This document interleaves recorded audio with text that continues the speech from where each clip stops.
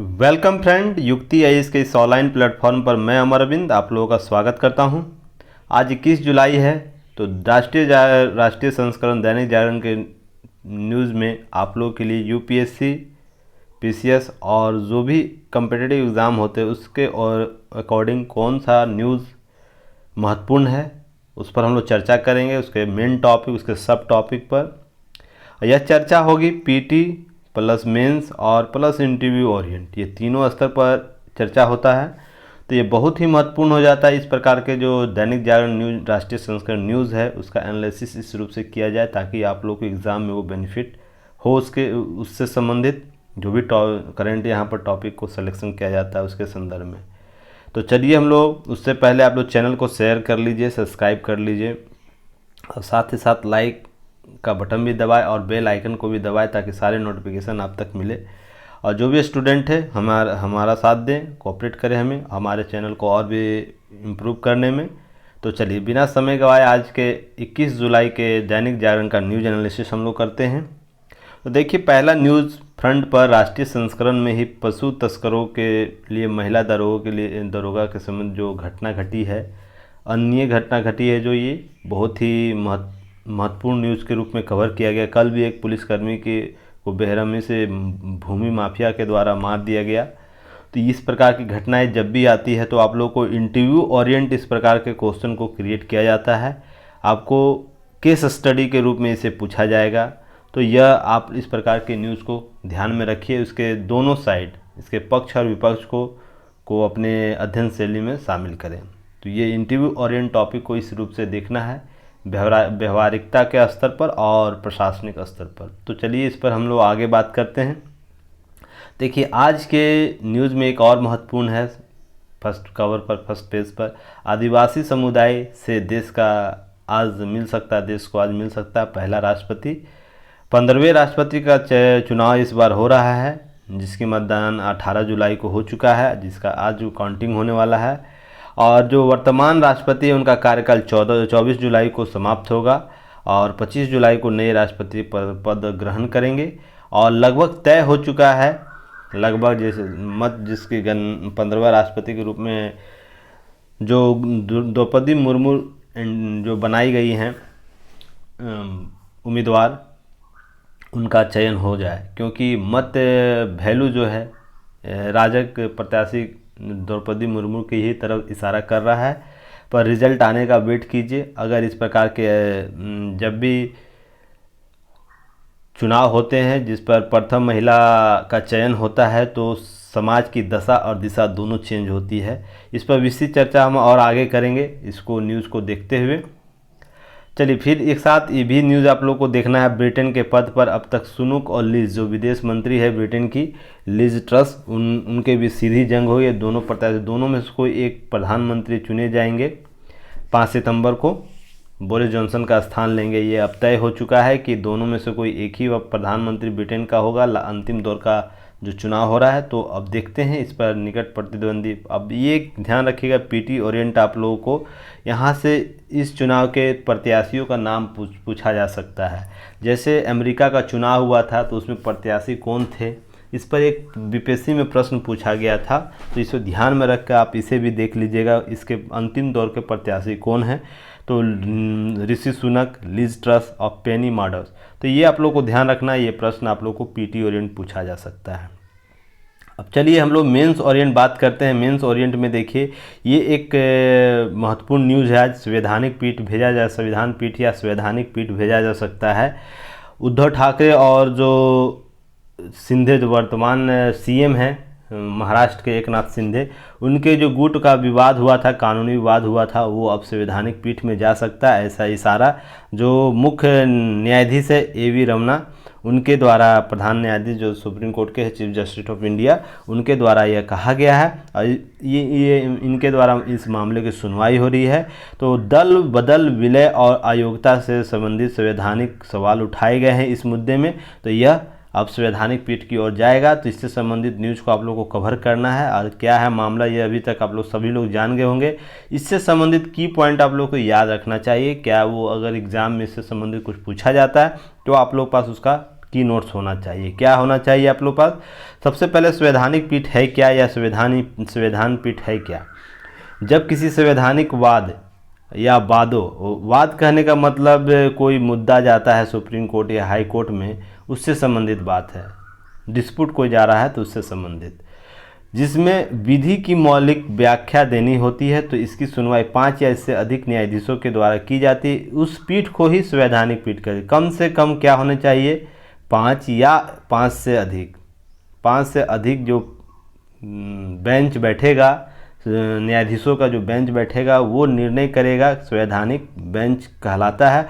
वो निर्णय क्या करेगा? संविधान की मौलिक जो व्याख्या है, जो मौलिक के आधार व्याख्या का मौलिक आधार पर करेगा, वो इस रूप से वो कार्य करता है। तो इस प्रकार की गतिविधि को क्या कहते हैं? संवैधानिक पीठ का गठन होना। भारत में संवैधानिक पीठ का प्रावधान क्या है? संविधान का अनुच्छेद 145 का ऑप्शन 3 है, 145(3) के तहत यह गठन होता है। यह महत्वपूर्ण अनुच्छेद है, आप लोग ध्यान में रखिएगा। यह एग्ज़ाम में पीटी में पूछ सकता है, तो यह जरूरी है आपको लिए, ये आपको याद होना। इसके अनुसार यदि किसी मामले की सुनवाई कानून का कोई महत्वपूर्ण मामला संविधान की व्याख्या से संबंधित हो, जब भी संविधान की व्याख्या से संबंधित मामला होगा, इसी अनुच्छेद के तहत सर्वोच्च न्यायालय में यह उठाया जाएगा और इसके बाद यह बेंच के गठन होगा। तो यह बेंच क्या होगा? बेंच न्यायाधीशों की कम से कम 5 संख्या होनी चाहिए, जो सुप्रीम कोर्ट के न्यायाधीश होते हैं। तो यहाँ पर सुप्रीम कोर्ट के न्यायाधीश अनुच्छेद 145(3) के तहत होगा और यह व्याख्या जाएगा। चलिए, इसके साथ ही भारत के मुख्य न्यायाधीश एक संविधान पीठ का गठन करते हैं और मामलों को संदर्भित करने की शक्ति है। यह शक्ति किसे प्राप्त है? Chief justice of India CJI को यह प्राप्त है शक्ति, न कि वहाँ के जजों को।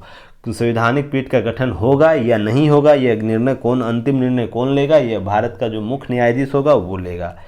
तो इस प्रकार से आप लोग को ध्यान रखना है।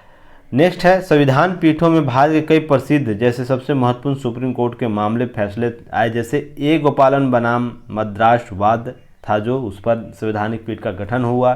केशवानंद भारती बनाम केरल राज्यवाद, जो मूल संरचना या मूल ढांचा से संबंधित है, ये भी आप लोगों को महत्वपूर्ण संवैधानिक पीठ था। अशोक कुमार ठाकुर बनाम भारत संघवाद, भारत संघ जो OBC आरक्षण था, OBC आरक्षण, उस पर भी संवैधानिक पीठ का गठन हुआ।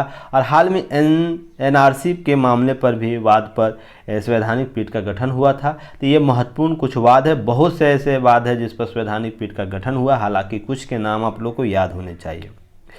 तो संवैधानिक पीठ में अगर स्थिति देखें अभी, उसके बाद सुप्रीम कोर्ट में जजों की संख्या देखें तो अभी कितनी है? कुल जजों की संख्या 34, जिसमें केवल 4 महिलाएं हैं। तो इस प्रकार पीटी ओरिएंट भी आप लोग को प्रश्न पूछा जा सकता है। जैसे हाल ही में इनका नियुक्ति हुआ है सुप्रीम कोर्ट के न्यायाधीश के रूप में इंदिरा बनर्जी, जस्टिस बीमा नागरत्नम, जस्टिस बेला M त्रिवेदी और जस्टिस हिमा कोहली। सुप्रीम कोर्ट की 4 महिला जज है, तो इनका नाम आप लोग याद रखिएगा। 34 में 4 तो 30 पुरुष हैं, तो ये ध्यान रखना। आप लोग को एग्जाम ओरिएंट यहाँ से प्रश्न ऐसे उभर के सामने आएंगे। इसके जो भी मामले आएंगे, निर्णय आएंगे इस विवाद का, वो दल बदल से संबंधित निर्णय पर जब भी आएगा, उस पर हम लोग चर्चा करेंगे। दल बदल कानून क्या है, विलय अयोग्यता का कानून क्या है, सभी पर हम लोग चर्चा करेंगे। चलिए, नेक्स्ट हम लोग बात करते हैं। आप लोग चैनल को ज़रूर शेयर कीजिए। न्यूज एनालिसिस आप लोग को पीटी मेंस और इंटरव्यू ओरिएंट लगता है, और आप लोग को ऐसा लग रहा है कि इसका न्यूज एनालिसिस बेहतर तरीके से किया जा रहा है, तो आप लोग चैनल को ज़रूर शेयर कीजिए अपने दोस्तों, अपने सर्किल, अपने व्हाट्सएप, टेलीग्राम, सभी जगह, फेसबुक ग्रुप पर, ताकि हम लोग और भी मोटिवेट होकर काम कर सके और एक बेहतर प्लेटफॉर्म को स्थापित कर सके। बिना आप लोगों के सहयोग हम लोग कुछ नहीं कर सकते हैं। आप लोग ही हमारे बैकबोन हैं, तो आप लोग ज़रूर इसे हमारा रिक्वेस्ट समझ कर आप लोग कीजिए काम, ताकि हम लोग और बेहतर तरीके। देखिए, बहुत से न्यूज़ है ऐसे, आप लोग को देखने का मन हो तो देख सकते हैं, पर एक एक्सपेरिमेंट के तौर पर उन्हीं न्यूज़ों पर नज़र रखिए जो एग्ज़ाम ओरिएंट हो।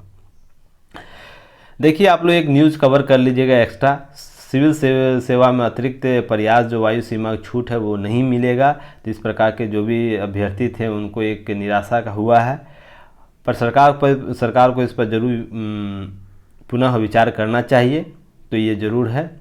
चलिए, एक और है, राजनीतिक हंगामे में चढ़ गया मानसून सत्र। तो इससे संबंधित जो है आप लोगों को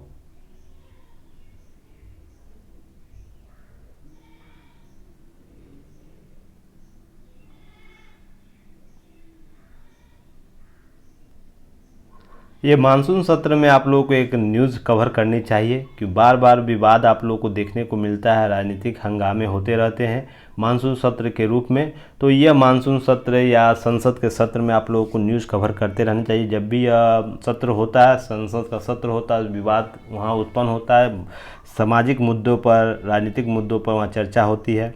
देश के दशा और दिशा से संबंधित जो निर्णय होते हैं, कानून होते हैं, उस पर चर्चा होती है, तो इसलिए महत्वपूर्ण हो जाता है। तो इस न्यूज़ को हम लोग और भी साइड न्यूज़ का क्या है, संसद के सत्र क्या है, उस पर हम लोग विशेष चर्चा करेंगे, जो एग्ज़ाम ओरिएंट आप लोग को महत्वपूर्ण है। मेंस में यह प्रश्न जरूर पूछा जाता है संसद से संबंधित, तो उस पर आप लोग को एक ऑब्जेक्ट व्यू होनी चाहिए कि क्या है संसद के सत्र क्या है। संसद के सत्र के संबंध में संविधान के अनुच्छेद 85 में यह प्रावधान किया गया है। तो 85 आप लोग को याद रखना है, 85 में संसद के सत्र का प्रावधान है। संसद के किसी भी सत्र को बुलाने की शक्ति किसके पास है? सरकार के पास है। ध्यान रखिएगा, किसके पास है? सरकार के पास है। यह निर्णय संसदीय मामलों कैबिनेट समिति द्वारा की जाती है, लिया जाता है, जिसे राष्ट्रपति द्वारा औपचारिक रूप दिया जाता है। कौन लेता है? संसदीय मामलों का कैबिनेट समिति होता है, उसके द्वारा निर्णय लिया कब संसद का सत्र बुलाना है, जिसकी औपचारिक सहमति कौन देता है? राष्ट्रपति देता है। तो यह ध्यान रखना है आप लोगों को, इस रूप से प्रश्न उभर कर सामने आएगा पीटी में। भारत में कोई निश्चित संसदीय कैलेंडर नहीं है, ध्यान रखिएगा। 3 सत्रों की चर्चा है, वर्ष की महीने की चर्चा है, महीने की चर्चा, एक वर्ष में 3 सत्र बार बार सुनने को आता है, कुछ खास महीनों की चर्चा होती है, पर यह निर्धारित नहीं है कि उसी में होगा। अगर संसदीय समिति, जो संसदीय मामलों कैबिनेट समिति है और सरकार चाहती है तो उसके इतर भी उस सत्र को बुलाया जा सकता है, और राष्ट्रपति की अगर सहमति बन जाए तो सत्र कभी भी बुलाया जा सकता है। तो यह महत्वपूर्ण हो जाता है। तो ये आप लोगों को ध्यान रखना है। संसदीय कैलेंडर नहीं है कि खास तारीख को, मान लीजिए 1 जुलाई, अभी 21 जुलाई चल रहा है और डेट हो 30 अगस्त से संसद का सत्र स्टार्ट होना है, यह निर्धारित नहीं है। अगर सरकार चाहेगी तो कल भी बुला सकती है, 22 जुलाई से भी बुला सकती है। तो यह निर्धारित नहीं है, बस महीने का निर्धारण किया गया, इस महीने में अमूमन इसकी सत्र बुला लेनी चाहिए। चलिए, सबसे लंबा सत्र क्या होता है? बजट सत्र होता है, जो पहला सत्र होता है, जनवरी के अंत में शुरू होता है और अप्रैल के अंत या मई के पहले सप्ताह तक जाता है या समाप्त हो जाता है, या आवश्यकता अनुसार जब वो संसदीय कार्य से निपटान हो उस अनुसार यह कार्य करेगा। इस सत्र में एक अवकाश होता है ताकि संसदीय समितियां बजटीय प्रस्तावों पर चर्चा कर सके। तो बीच में एक गैप भी दिया जाता है ताकि सभी चीज़ों को इसके संदर्भ में चर्चा की जा सके। दूसरा सत्र क्या है? यह 3 सप्ताह का मानसून सत्र होता है, जो आमतौर पर जुलाई माह में शुरू होता है और अगस्त में ख़त्म हो जाता है। जो अभी वर्तमान दूसरा सत्र चल रहा है मानसून सत्र, यह आमतौर पर कब होता है? जुलाई। देखिए, जुलाई अभी 21 जुलाई है, 3 दिन पहले से स्टार्ट हुआ है, तो यह जुलाई में स्टार्ट होगा और अगस्त में जाकर यह समाप्त हो जाएगा। यह कार्य अनुसार जैसा संसद में विवाद होगा या जिस प्रकार संसद चलेगी कार्रवाई, उसके अनुसार यह निर्णय लिया जाएगा। शीतकालीन सत्र क्या है? यह तीसरा सत्र है, जबकि अक्टूबर, इसका आयोजन नवंबर और दिसंबर वर्ष के लास्ट में किया जाता है शीतकालीन सत्र के अनुसार। चलिए, इसके अतिरिक्त कुछ महत्वपूर्ण टर्मिनोलॉजी यूज किया जाता है जो बार बार एग्जाम में आप लोग से पूछा जाता है। यह महत्वपूर्ण है। संसद सत्र आयोजित करना, यह कौन करता है? संसद का सत्र आयोजित करने की शक्ति के लिए राष्ट्रपति संसद के प्रत्येक सदन में समय समय पर सम्मन जारी करता है या सूचना देता है, परंतु संसद के दोनों सत्रों के मध्य अधिकतम अंतराल क्या होना? 6 माह से अधिक नहीं होना चाहिए, अर्थात संसद को कम से कम वर्ष में 2 बार मिलना चाहिए या बैठनी चाहिए, उसकी बैठक होनी चाहिए। 3 सत्र हो जरूरी नहीं है, पर 2 सत्र तो अनिवार्य रूप से होना ही चाहिए, ऐसा संवैधानिक प्रावधान भी है। तो इस पर हम लोग इस संदर्भ में देख सकते हैं। स्थगन क्या है? स्थगन, संसदीय सत्र में स्थगन का चर्चा होता है। संसद की बैठक स्थगन या अनिश्चित काल के लिए स्थगन, सत्तावधान या विघटन। लोकसभा के मामले में विघटन की बात की जा रही है, राज्यसभा कभी विघटित नहीं होती है, सभी को पता है, द्वारा समाप्त किया जाता है। स्थगन के द्वारा बैठक कुछ निश्चित समय, कुछ घंटे या दिन के सप्ताह हो सकते के लिए निलंबित किया जा सकता है। तो ध्यान रखिएगा स्थगन किस रूप से होता है। शस्त्रावधान। शस्त्रावधान क्या है? शस्त्रावधान द्वारा न केवल बैठक बल्कि सदन के सत्र को ही समाप्त कर दिया जाता है। जो सत्र पीरियड है उसे ही समाप्त कर दिया। जैसे भी जुलाई से अगस्त का पीरियड है मानसून सत्र का, अगर कोई ऐसा विवाद होगा तो शस्त्रावधान करना होगा, तो इस पीरियड को ही समाप्त कर दिया जाए। अब नेक्स्ट हम लोग फिर मिलेंगे लास्ट नवंबर दिसंबर वाला जो सत्र होगा उसमें। इस प्रकार शस्त्रावधान में होता है। शस्त्रावधान की कार्रवाई राष्ट्रपति द्वारा की जाएगी। ध्यान रखना है यह जो कार्य होगा केवल राष्ट्रपति ही कर सकता है, राष्ट्रपति की अनुशंसा होगी तभी ऐसा हो सकता है।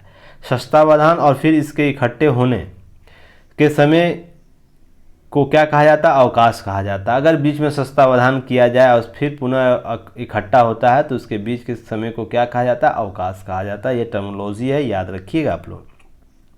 नेक्स्ट है शस्त्रावधान जो अवसान है, जो उसके आशय सत्र को समाप्त करना, न कि विघटन करना लोकसभा के मामले में, क्योंकि राज्यसभा कभी भंग होती ही नहीं है तो विघटन नहीं होता। यहाँ ध्यान रखिएगा, विघटन नहीं होता, वो सत्र को आहूत कर देता है, समाप्त कर देता है। वो सत्र कोई भी हो, तीनों सत्र की जो बात की गई है, बजट सत्र, मानसून सत्र और नवंबर का जो अंतिम सत्र होता है उसकी बात की गई है, तो तीनों में से किसी एक सत्र या दो सत्र का भी आप शस्त्रावधान कर सकता है। कोरम क्या है? कोरम हमेशा चर्चा में रहता है। बिना कोरम के संसद की बैठक नहीं होती है। यह महत्वपूर्ण है, यह एग्जाम में आप लोगों को बार बार पूछा जाता है। यह गणपूर्ति सदस्यों की न्यूनतम संख्या को निर्धारित करती या बताती है, जिसकी उपस्थिति के चलते या कारण कार्य को संचालित किया जाता है, संपादित किया। इसके बिना लोकसभा अध्यक्ष संसद की कार्रवाई को नहीं चला सकता। एक न्यूनतम संख्या होनी चाहिए, अटेंडेंस होनी चाहिए। तो यह कोई स्कूल नहीं है कि स्कूल में अगर 100 विद्यार्थी है तो 2 विद्यार्थी भी जाता तो स्कूल की घंटी चलनी चाहिए, कार्य चलना चाहिए। या 100 यहाँ पर संसद है, जब देश का नीति निर्धारण होता है तो एक न्यूनतम संख्या होगी तो ही यह कार्य आगे बढ़ेगा। प्रत्येक सदन जो है पीठासीन अधिकारी समेत कुल सदस्यों का 10वां हिस्सा या 10वां भाग, अर्थात किसी कार्य को करने के लिए लोकसभा में कम से कम 55 और राज्यसभा में कम से कम 25 सदस्यों का होना जरूरी है, क्योंकि लोकसभा के सदस्यों की संख्या 552 और प्लस राज्यसभा 250 है। अधिकतम 552 होता है और राज्यों में राज्यसभा में 250 संख्या। तो ये आप लोगों को ध्यान रखना है। इस प्रकार से 25 संख्या 55 संख्या की जरूरत होती है। नेक्स्ट है, हम लोग बात करेंगे, नेक्स्ट टॉपिक है, देखिए यहाँ पर भारतीय शहरों में पर प्राण आयु लौट रही है जान, कुछ डाटा दिया गया, इसे ज़रूर आप लोग कवर कीजिएगा। पीटी ओरिएंट है। PM जो 10 है स्तर और PM 2.0 इसकी जो सांद्रता में कमी आई है, तो इस पर कुछ डाटा है। भारत जो अक्षय ऊर्जा क्षमता 2030 तक 5500 गीगावाट का जो रखा उसका लक्ष्य पुनः दोहराया गया है COP26 में। इससे संबंधित कुछ डाटा दिया गया, जरूर आप लोग इसको कवर कीजिएगा। इससे बेस्ट जो और भी होगा जब आएगा इससे रिलेटेड न्यूज़, इसका डाटा जब रिलीज़ होता है, रैंकिंग जब रिलीज़ होता है, उस समय हम लोग इस पर विस्तृत चर्चा करेंगे। चलिए नेक्स्ट न्यूज़ हम लोग बात करते हैं। नेक्स्ट न्यूज़ है, देखिए यहाँ पर महिलाओं का जो तस्वीर बदल रहा है धीरे धीरे। भारतीय राजनीति में महिलाओं की राजनीति जो है, महिलाओं का भागीदारी का तस्वीर बदल रहा है। WFA ने जो WEF जो है इकोनॉमिक फोरम, विश्व आर्थिक जो मंच है, उसके द्वारा राजनीतिक महिलाओं की स्थिति को बताया है कमज़ोर। हालांकि वास्तविकता में स्थानीय नागरिक निकायों में संसद से लेकर बढ़ रही संख्या और लगातार बढ़ रही है। ये भी ध्यान रखनी है कि हर साल ये बढ़ भी रही है, तो ज़रूरी है कि WFA ग्राउंड रिपोर्टिंग क्या करती है, वो उसका प्रॉब्लम और इफेक्ट है, पर हमारे यहाँ क्या है स्थिति को जानने की ज़रूरत है। तो इसमें कुछ रिपोर्ट की बात की गई, जैसे यहाँ पर आप लोगों को यहाँ रिपोर्ट देखिए क्या है। विश्व आर्थिक मंच द्वारा जुलाई 2022 में रिपोर्ट कहती है कि लैंगिक समानता में विश्व की रैंकिंग भारत 146 देशों में 135वें स्थान पर है। कितने स्थान पर है? 135वें स्थान पर है। इस गिरावट के पीछे क्या वो बात कारण बताता है? भारत के राजनीतिक क्षेत्र में महिलाओं की स्थिति कमजोर होने के कारण बताया है, कमजोर राजनीति में स्थिति कारण कमजोर बताया, पर महिला सशक्त हो रही है, धीरे धीरे सशक्त हो रही है, जो पहले की स्थिति से उससे कहीं बेहतर हुआ है। और देखिए यहाँ पर कुछ और भी डाटा है, जैसे राजनीति समझ अधिक महत्वपूर्ण हुई। जैसे राजनीति में महिलाओं की भागीदारी के मामले में वर्ष 2016 में भारत विश्व में 9वें स्थान पर था और वर्ष 2022 में 48वें स्थान पर था। तो यह बहुत ही महत्वपूर्ण है, यह डाटा आप लोग को याद रखना चाहिए। और कुछ डाटा दिया गया है कंपेरिजन के लिए विश्व के, जैसे UK में, यूनाइटेड किंगडम, ऑस्ट्रेलिया, USA और UAE में तो इस प्रकार के डाटा इंटर जो पार्लियामेंट्री यूनियन है 2019 के अनुसार यह डाटा है, तो आप लोग इसे ज़रूर देखिएगा, कवर कीजिएगा, तो और भी चीज़ें समझ में आएगी। कुछ डाटा और भी है, जैसे 1926 में मद्रास प्रांतीय विधान परिषद के चुनाव में कमला देवी देश की पहली महिला प्रत्याशी थी। यह बहुत ज़रूरी है, इस प्रकार के प्रश्न आपको पीटी में पूछा जाता है, तो इसे कवर जरूर कीजिएगा। 600 महिलाओं के लोकसभा सदस्य चुनी गई है 1952 से लेकर अब तक। अभी पहले जो चुनाव है और अब तक जितनी भी महिलाएं चुनी हुई उसकी संख्या कितनी हो गई है, 600 महिलाओं का प्रतिनिधित्व हुआ है। और इधर हाल के दिनों में हाल के राजनीतियाँ जो बदलाव हुए हैं, जिसमें अगर 90 के बाद के दशक की हम चर्चा करें, 2000 की बात की चर्चा करें, उसमें महत्वपूर्ण पदों पर महिलाओं को आसीन किया गया है, तो ये बहुत ही महत्वपूर्ण कदम है। संसद में बढ़ती संख्या है, देखिए, और ये 2 कोटेशन आप लोग को याद रखना है। यह कोटेशन आप लोग को पूछा जा सकता है या इस कोटेशन को आप लोग आंसर राइटिंग में यूज कर सकते हैं।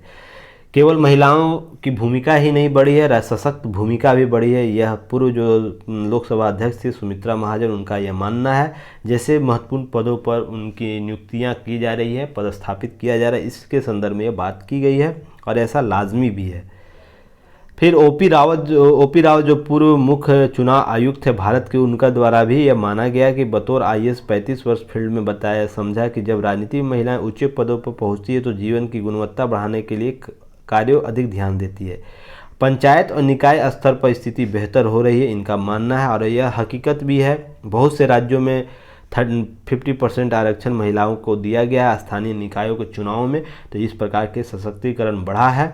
और जो डाटा इस बार सेंसस का आएगा तो ये बहुत ही महत्वपूर्ण डाटा होगा, क्योंकि महिलाओं की भागीदारी इसमें स्पष्ट देखने को मिलेगी, तो इसे नज़र बनाए रखिएगा।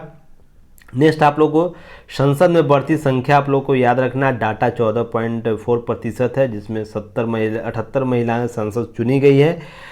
यह अब कितनी प्रत्याशी थी, ये सब डाटा आप लोग को याद रखना है, क्योंकि अब पीटी में पूछ सकता है या मेंस जब आप दे रहे हैं महिलाओं का सशक्तिकरण, महिला एस्पिरेंट तो जो हैं वो जरूर याद रखिए। आपको इंटरव्यू में भी पूछा जाता है ये प्रश्न, आप बतौर महिला के रूप में आप महिलाओं को कहाँ देखती हैं, तो ये डाटा आप लोग जरूर इंक्लूड कीजिएगा। अब बहुत ही महत्वपूर्ण हो जाता है यह डाटा। अगर ये सब डाटा आप लोग याद कर लेते हैं तो आप लोग को होगा कि आपकी जो ऑथेंसिटी बढ़ जाती है, आप है ना एग्ज़ाम में बेहतर अभ्यर्थी के रूप में उभर कर सामने आते हैं। इसी प्रकार विधानसभा के मामले में उत्तर प्रदेश सबसे प्रथम स्थान पर, जहां 11.66% महिलाएं हैं। तो ये डाटा आप लोग याद रखिएगा, जरूर आप लोग को काम देगा। और एक कारण जो महिला में राजनीति में भागीदारी में कमी है मानता है, जो एसोसिएशन ऑफ डेमोक्रेटिक रिफॉर्म जो है, वो महिला बिल जो है लोकसभा में और सभी राज्यों विधानसभा सीटों में 33% आरक्षण का जो बिल पेंडिंग है उसको पास न होना एक महत्वपूर्ण कारक मानता है। तो ये भी आप लोग को ध्यान रखना है, इस प्रकार के टॉपिक आप लोग को कवर करना है। नेक्स्ट है, बहुत से न्यूज़ ऊपर है पर एग्ज़ाम ओरिएंटेड न्यूज़ आप लोग को नीचे आना है, नीचे कवर करना है। चीता वाला देखिए, ये बहुत ही महत्वपूर्ण, इंतजार खत्म हुआ। नामीबिया के से अगले महीने भारत आएंगे 8 चीते, तो इस प्रकार के कवर न्यूज़ है, यह बहुत ही महत्वपूर्ण है। ये जो समझौता हुआ किन के बीच हुआ यह पूछ सकता है पीटी ओरिएंट। नामीबिया के साथ हुए में अंतर्राष्ट्रीय क्राइम वन और पर्यावरण मंत्री कौन थे, भूपेंद्र यादव हैं, उनके द्वारा, और नामीबिया के उपराष्ट्रपति नंगोला मुम्बा के द्वारा यह समझौता किया गया जो हस्तांतरण होगा चीतों का। और यह चीता जो 8 चीता होगा कहाँ लाया जाएगा, कहाँ रखा जाएगा, मध्य प्रदेश से कूनो पालपुर अभ्यारण्य। यह देखिए पीटी में इस बार प्रश्न इससे होगा, कूनो पालपुर अभ्यारण्य कहाँ है, तो ये मध्य प्रदेश अभ्यारण्य जहाँ पर नामीबिया से चीता लाया गया। तो ये आप लोगों को प्रश्न पूछा जा सकता है। बहुत सी चीज़ें हैं यहाँ पर, जरूर न्यूज़ को कवर कीजिएगा। साथ में की पॉइंट आप लोग को याद रखना है क्या है। चीता जो है बड़ी संख्या में बिल्ली प्रजातियां होती, सबसे पुरानी प्रजातियों में से एक है ये, जिनके पूर्वज उत्पत्ति 5 मिलियन से अधिक वर्षों को मियोसीन युग में देखा गया। तो किस युग में, मियोसीन युग में चीता की प्रजाति का उद्भव देखा जाता है। तो प्रश्न आपसे यहाँ पूछा जा सकता है। चीता दुनिया की सबसे तेज़ भूमि स्तनपायी जानवर है, यह अफ्रीका और एशिया में पाया जाता है यहाँ की, और यह सबसे तेज़ दौड़ता है, सभी लोग इसको जानते हैं, फास्टर। यह भारतीय वन जीव संस्थान और भारतीय वन जीव ट्रस्ट की मदद से मंत्रालय दक्षिण अफ्रीका, नामीबिया और बोत्सवाना से चीतों का पुनः स्थानांतरण करेगा। हालांकि नामीबिया से आया है और भी 2 देशों से बात चल रही है, वो टेबल पर है, वार्ता टेबल पर है, तो यह स्थापना हो सकता है। आप लोग को यह डाटा याद रखना, IUCN की रेड लिस्ट क्या है यह ज़रूर आप लोग को याद रखना है। International union of conservation of nature IUCN। आप लोग कमेंट बॉक्स में बता सकते हैं इसका मुख्यालय कहाँ है, इस पर बहुत बार चर्चा हुआ है, तो आप लोग इसका मुख्यालय बताइए कहाँ है। अफ्रीकी चीता को सुबेद या वेलेबल के श्रेणी में रखता है। एशियाई चीता को अति संकटग्रस्त या क्रिटिकल इंजर्ड में श्रेणी में रखता है। ये रेड लिस्ट जारी करता है IUCN। रेड लिस्ट में यह प्रकार है वहाँ पर सुभेदता का, तो उसमें आप लोग याद रखिएगा चीता की श्रेणी में। सिटीज की सूची में क्या है, convention of international trade and hindered species और वाइल्ड फाना एंड फ्लोरा की सिटीज, जिसे शॉर्ट फॉर्म में कहा जाता है, ये बहुत महत्वपूर्ण श्रेणी है। अफ्रीकी चीते को सूची 1 में और एशियाई चीते को सूची 2 में यह रखता है, तो ये बहुत ही महत्वपूर्ण हो जाता है। यहाँ से आप लोग को प्रश्न देखने को मिलेगा। इस प्रकार के चीज़ों को आप लोग कवर करना है ताकि एग्ज़ाम में कोई भी प्रश्न आपसे ना छूटे। आप लोग आज इस वैचारिक जड़ता का शिकार है विपक्ष, इसे ज़रूर पढ़िएगा इस एडिटोरियल को। किस प्रकार के महिलाओं का अगर भागीदारी बढ़ता है तो किस प्रकार के और क्यों द्रौपदी मुर्मू एक प्रत्याशी के रूप में उभर कर सामने, राष्ट्रपति प्रत्याशी के रूप में उनका कार्यशैली किस रूप से था, तो ये बहुत ही महत्वपूर्ण हो जाता है इस आर्टिकल को पढ़ने के लिए। उनके बारे में बताए गए किस रूप से वो कार्य किए। देखिए, राज्यपाल होने के बाद जब उनका राज्यपाल का कार्यकाल समाप्त हो गया था तो वो अपने क्षेत्र में जाके कार्य किया। ऐसा नहीं कि वो राज्यपाल के विरासत है, उनकी फैसिलिटी उसका उपयोग कर रही थी।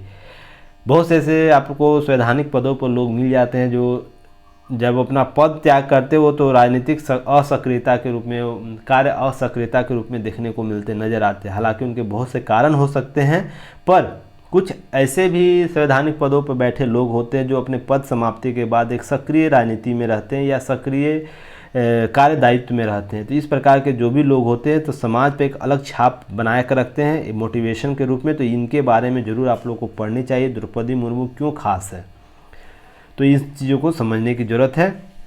अब एक बहुत ही महत्वपूर्ण है, रुपये को वैश्विक मुद्रा बनाने का मौका वर्तमान में लिया जाना चाहिए। आने वाले कुछ समय में RBI ने एक निर्णय लिया है कि विदेशी व्यापार जो होगा, आयात निर्यात, अब भारतीय रुपये में किए जाने की आवश्यकता, उसके लिए प्लेटफॉर्म तैयार किया जा रहा है। तो इसके लिए एक आर्टिकल छपा है मुनि शंकर पांडे के द्वारा, तो ये बहुत ही इसके संदर्भ में बहुत से डाटा आप लोग को कवर करेगा, तो इसे ज़रूर आप लोग देखिएगा क्योंकि ये बहुत ही महत्वपूर्ण है। क्यों मुद्रा जो है हम लोग को ज़रूरी है, हम सब यह है जिसमें आप लोग की चर्चा की गई, जिसमें व्यापार भारतीय मुद्रा में ही होगा। निर्यातक और आयातकों के अब व्यापार के डॉलर का अनिवार्यता नहीं रहेगी। अब दुनिया में कोई भी देश भारत से सीधे बिना अमेरिकी डॉलर व्यापार कर सकेगा। अंतर्राष्ट्रीय मुद्रा व्यापार में एक करेंसी के लिए स्वीकार करने की दिशा मिलेगी। इस रूप से जैसे देखे होंगे मुद्रा डॉलर के मुकाबले तो कमज़ोर हुआ, लेकिन येन, जापानी येन है, यूरो है, उसके बनिस्बत मजबूत हुआ है रुपया। तो यह बहुत ही महत्वपूर्ण है। तो आप लोग ध्यान रखिएगा इन सब चीज़ों को कि अब समय आ गया है कि रुपया को भी एक वैश्विक मुद्रा के रूप में स्वीकृति दिलाई जाए। केवल कुछ मुद्राओं को के रूप में जो वैश्विक मुद्रा के रूप में स्वीकृति मिली हुई है, उसके स्थान पर भारतीय मुद्रा को भी मिलनी चाहिए। उसके लिए कुछ काम दिशा है, जैसे आप लोगों को याद रखनी चाहिए, दीर्घकालिक मजबूती मिलेगी।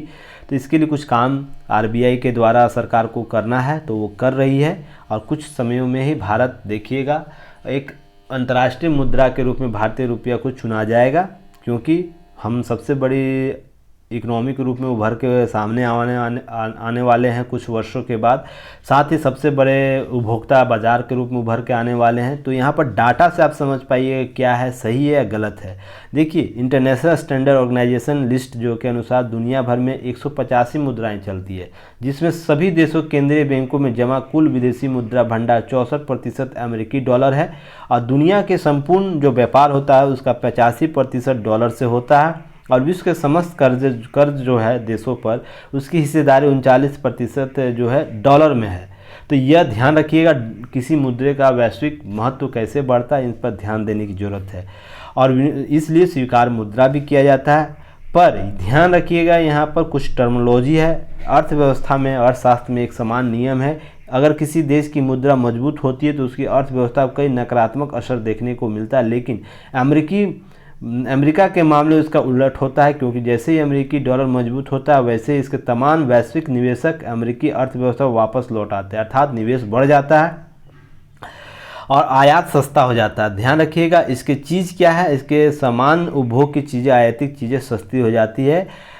क्यों ध्यान रखिएगा, अमेरिकी अर्थव्यवस्था का 70% हिस्सा उपभोग पर आधारित है, उपभोग पर आधारित है। इसी प्रकार भारत की इकोनॉमी भी इस और बढ़ रही है, धीरे धीरे इस और बढ़ रही, सबसे बड़ा उपभोक्ता हम लोग बनने वाले हैं। तो जब हम लोग उपभोग किसी वस्तु का ज़्यादा करेंगे तो हमारे रुपये मूल्य, जब हम एक मूल्य निर्धारित कर देंगे रुपये का, उसे एक स्टैंडर्ड मुद्रा निर्धारित करने में कुछ प्लेटफॉर्म बनाकर हम लोग तैयार करते हैं, तो आने वाले समय में यही कॉन्सेप्ट इंडिया में लागू होगा कि जिस देश के उपभोग क्षमता ज़्यादा होगी उसकी मुद्रा का संचयन, उस मुद्रा का रूप में बिजनेस लोग ज़्यादा करेंगे, क्योंकि मार्केट की एबिलिटी ज़्यादा रहती है। इसी प्रकार देखिए, यहाँ पर एक कुछ कारण है, इसके बारे में बहुत सी चीज़ें यहाँ दी गई, इसे ज़रूर देखिएगा। और यहाँ पर कुछ बातें हैं, अंडरलाइन मैंने कर दिया। इसका अगर आप लोग को PDF चाहिए तो टेलीग्राम का चैनल है, उस टेलीग्राम पर आप लोग जुड़ सकते हैं। डिस्क्रिप्शन बॉक्स में सारा लिंक दिया रहता है, वहाँ पर प्राप्त कर लीजिए। ये अंडरलाइन आप लोग को की नोट जो अंडरलाइन जो PDF है वो आप लोग को वहाँ से प्राप्त कर सकते हैं। देखिए, और भी आगे है न्यूज़, आप लोग कवर करिएगा। पहली बार 80 के पार हुआ रुपया, तो ये आंकड़ा है, आप लोग जरूर कवर कर लीजिएगा। इतना ही आज के न्यूज़ में, बाकी जो चीज़ें हैं सब PT ओरिएंट है। देखिए, पहली बार चुने गए 44 वर्षों में पहली बार चुना गया है संसदों के द्वारा, वहाँ के सांसद हैं उनके द्वारा राष्ट्रपति का चयन किया गया। रानिल विक्रमसिंघे राष्ट्रपति बन चुके हैं, जो पूर्व में 6 बार प्रधानमंत्री बने हैं राष्ट्रपति के। तो ये आप लोगों को PT ओरिएंट है, और भी विस्तृत चर्चा होगी इस पर। और श्रीलंका को उबारने में नए राष्ट्रपति पूरी मदद करेगा भारत, और भारत करता भी आ रहा है। हाल ही में वहाँ के कुछ नेताओं के द्वारा यह बयान भी जारी किया कि हम पूरे विश्व से सहायता मांग रहे थे बेसिक नीड्स का, किसी ने सहायता नहीं किया। भारत ने बेशर्त, बिना शर्त, किसी शर्त के हमारे सहायता की। तो भारत इस रूप में हमेशा आगे रहा है। वो क्यों नहीं कोरोना के में वैश्विक दवा पहुंच में रहा हो, या रोज़मर्रा की दवा पहुंचाने में रहा, या खाद्य सामग्रियों की पहुंच स्थापित करने में रहा। भारत हमेशा इस क्षेत्रों में आगे रहा है और इसकी छाप देखने को मिलती है। तो ये सब चीज़ें आप लोगों को मेंस में काम देगा, तो इन सब चीज़ों को कवर करना है। चलिए, नेक्स्ट है, लास्ट है इसका, आप लोग याद रखिएगा। ये आप लोगों को ये कॉन्सेप्ट याद रखिएगा। राष्ट्रमंडल खेल गया है, भारत जाने वाला है। कोई नहीं टक्कर में, कहाँ पड़े हो चक्कर में, ये स्लोगन दिया गया है प्रधानमंत्री के द्वारा कॉमनवेल्थ गेम में। तो ऑनलाइन वार्ता की ये बहुत ही महत्वपूर्ण वार्ता है, इससे मोटिवेशन बढ़ता है। इसलिए सेल्फ मोटिवेशन के लिए भी ज़रूरी है कि एक बड़े पद पर बैठे व्यक्ति डायरेक्ट बात करे उन लोगों से, उन खिलाड़ियों से, जिससे उनका मनोबल बढ़े और देश के लिए कुछ अच्छा काम कर आ सके। तो आज के साथ इतना ही, आज के जो न्यूज़ है, आज के न्यूज़ में इतना ही था। हम फिर कल मिलेंगे एक नए न्यूज़पेपर के साथ, कल के महत्वपूर्ण न्यूज़ हेडलाइंस के साथ, जो आप लोग को PT मेंस और इंटरव्यू ओरिएंट जो टॉपिक होगा उसे हम लोग कवर करेंगे। और जो भी अभ्यर्थी हैं प्लीज़ चैनल को शेयर कीजिए और सब्सक्राइब कीजिए और बेल आइकन को जरूर दबाएं। लाइक कमेंट जरूर कीजिए ताकि और भी चीज़ें समझने और समझाने में आसान हो और लोग हमें जान सके। तब तक के लिए मैं अमरविंद आप लोग से विदा लेता है। धन्यवाद। जय हिंद।